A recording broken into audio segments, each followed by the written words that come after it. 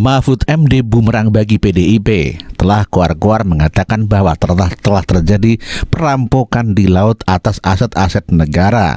Namun demikian pada kenyataannya yang terlibat adalah kader PDIP. Ya, rame-rame sudah kita ketahui bahwa Honoris adalah merupakan anggota DPR RI dari fraksi PDIP yang terlibat di dalam kasus pemagaran laut. Proses hukum. Padahal ini pelanggaran hukum luar biasa. Perampokan terhadap kekayaan negara, perampokan terhadap sumber daya alam yang dilindungi oleh undang-undang untuk tidak boleh dimiliki oleh siapapun pihak swasta kecuali negara. Tidak boleh perusahaan, tidak boleh perorangan. Karena di dalam hukum kita tidak ada hak guna laut. Yang ada hak guna bangunan itu di bumi. Nah, kok hak guna bangunan diberikan di atas air yang sudah dikapling? Itu sudah dikapling itu berarti adanya jahat. Nanti kalau sudah penuh, ya karena abrasi, karena penuh ini kan sudah tampak menjadi daratan. Ini lalu dibagi, bisa diukur meternya. Kalau masih laut kan tidak bisa diukur, orang bergerak-gerak gitu terus kan. Nah, ini nanti diukur meternya lalulah menjadi reklamasi kan itu. Nah, oleh sebab itu ada 3 pihak ini yang seharusnya segera bertindak. Ya, untuk proses hukum. Untuk proses hukum pidananya. Yang kemarin itu proses hukum administrasi sudah. Yang kemarin administrasi ya? Ya, administrasi dong. Administrasi pemerintahan ini tidak boleh nih melanggar ini aneh. Itu nanti hukum administrasinya biar berlanjut. Tapi ini kan jelas hukum pidana. Ini jelas hukum pidana. Mengeluarkan sertifikat. Pertama, itu laut berarti nipu. Yang kedua, itu laut itu tidak boleh disertifikatkan. Kan gitu. Nah, oleh sebab itu ini yang harus bergerak siapa? 3. 1, kalau itu penipuan atau penggelapan, itu polisi. Iya kan? Pihak swastanya itu kan polisi, penipuan, penggelapan. Tapi ini bukan hanya polisi, karena ini juga diduga kolusi. Bermain dengan pejabat. Bermain dengan pejabat itu artinya kan kolusi. Kalau kolusi itu pasti ada uangnya yang diberikan. Kenapa diduga bermain dengan penjabat? Karena bisa keluar sertifikat resmi. Bukan hanya 1. Kalau 1 itu keliru kali ya. Tapi ini 263 masih ada lagi di berbagai daerah lain. Di mana kemarin itu melibatkan 2 perusahaan dan beberapa perorangan ya. Iya kan. Pasti itu kejahatan. Nah, kalau sudah kejahatan ini kan tinggal kalau mau diambil aspek korupsinya karena pejabat diduga nerima suap. Ya kan? Maka KPK, Kejaksaan Agung dan Polri itu bisa melakukan tindakan. Mungkin Anda tanya, siapa sih yang harus melakukan tindakan apa? Kejaksaan Agung, apa polisi, apa? Siapa harus duluan yang melakukan itu? Yeah. Itu menurut hukum kita yang duluan mengambil tindakan itu tidak boleh diganggu. Siapapun? Siapapun. Kalau misalnya polisi bertindak dulu, Jaksa Agung menahan diri, KPK menahan diri sampai polisi ini selesai. Kalau Kejaksaan Agung, merasa ini ada korupsinya, polisi diem, KPK diem. Kalau polisi Jaksa Agung diem, polisi diem, KPK turun dong. Berarti tiga-tiganya punya kewenangan. Punya kewenangan dan tidak usah berebutan. Siapa yang sudah tahu lebih dulu atau mengambil langkah lebih dulu itu tidak boleh diganggu oleh 2 institusi. Dan lain. Ini kayaknya bukan berebutan, Pak, saling menahan ini. Nah, ini saling karena belum ada yang mengusut. Saling takut kayaknya. Saya heran nih, aparat kita kok takut pada yang begitu-begitu sehingga mencurigakan. Ini kan begini, kalau psikologi birokrasi di Indonesia, bawahan itu takut pada atasan, ya kan?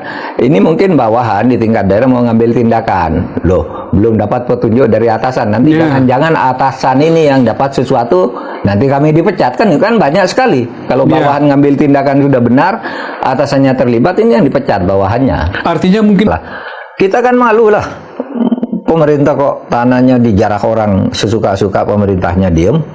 Kan malu, apalagi dijarah oleh cecungo yang kita sudah tahu ini kelakuannya sejak dulu begitu. Karena itu penting yang Pak Mahfud usulkan bahwa harus baiknya segera ada semacam satgas tim gabungan, Pak, ya, karena ini wilayahnya menjadi besar di mana-mana, melibatkan berbagai instansi supaya efektif bekerjanya, gitu ya. Tapi saya ingin katakan tim gabungan itu untuk yang luas ya, untuk menyelidiki. Tapi yang untuk Tangerang itu, Pagar Laut Tangerang ini, itu gampang kok, sudah jelas.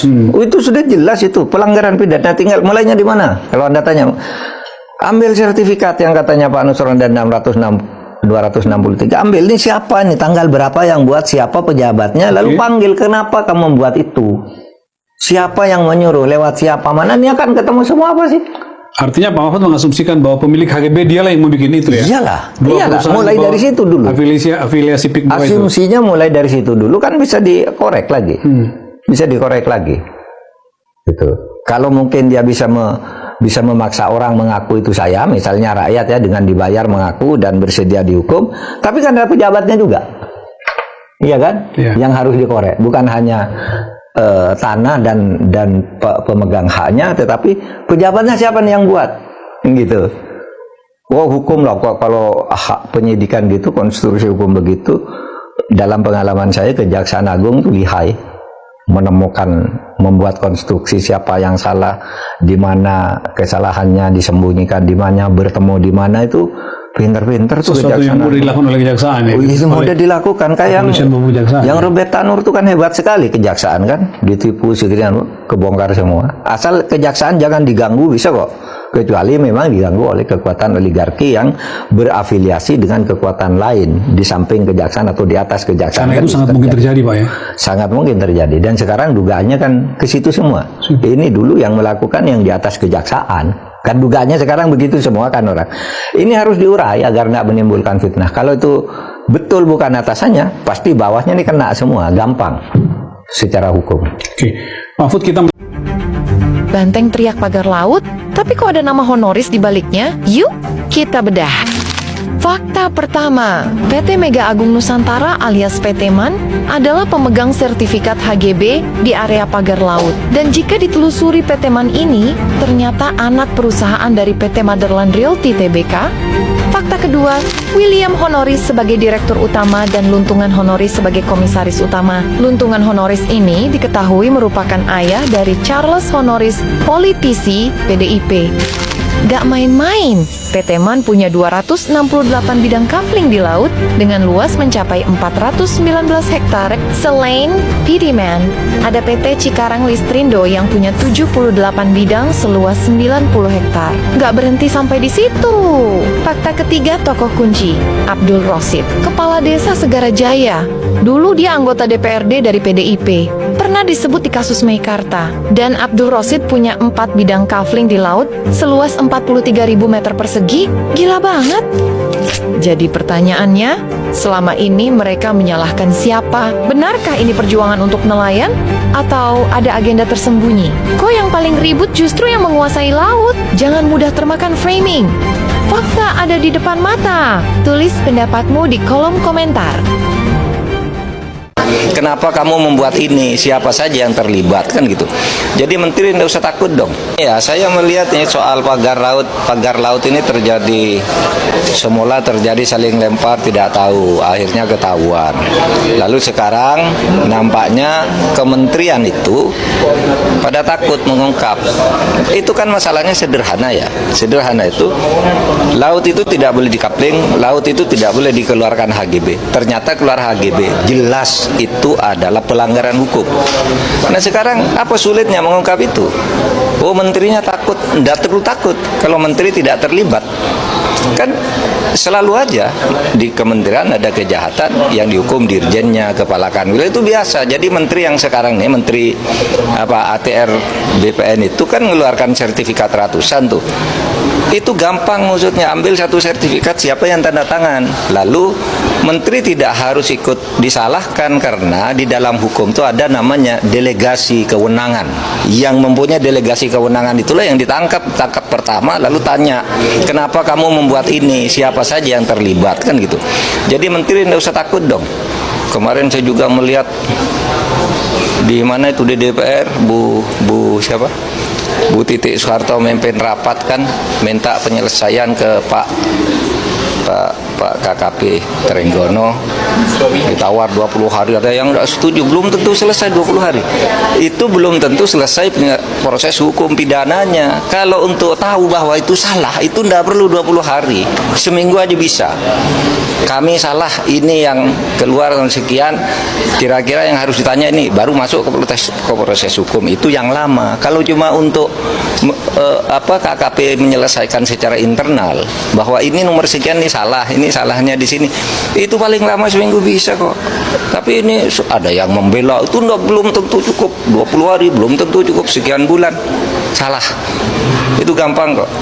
Itu menyelesaikan dalam arti di lingkup tanggung jawabnya, bukan menyelesaikan proses hukum pidananya gitu. Kok jadi berdebat enggak kan? Katanya bela nelayan. Tapi faktanya, lautan dikuasai perusahaan yang terafiliasi dengan kader partai. Nelayan teriak, tapi siapa yang sebenarnya menikmati keuntungan? PT Mega Agung Nusantara atau PT MAN, pemegang sertifikat HGB Pagar Laut, ternyata bukan perusahaan sembarangan. Mereka adalah anak perusahaan PT Modern Realty Tbk. Dan siapa pemiliknya? Keluarga Honoris. Dirutnya adalah William Honoris, sementara komisaris utamanya adalah Luntungan Honoris, ayah dari Charles Honoris, politisi PDIP. PT Mega Agung Nusantara punya kafling di laut sebanyak 268 bidang dengan luas 419 hektar, sementara PT Cikarang Lisrindo punya 78 bidang seluas 90 hektar. Laut siapa? Laut rakyat atau Laut Banteng? Abdul Rosid, Kepala Desa Segara Jaya, dulunya anggota DPRD PDIP, namanya pernah disebut dalam kasus Meikarta.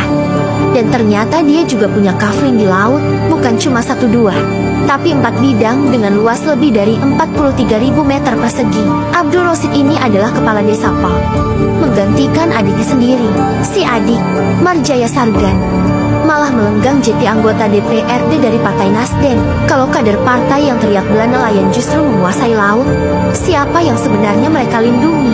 Nelayan atau kepentingan sendiri? Tulis pendapatmu di komentar dan share biar makin banyak yang tahu fakta ini.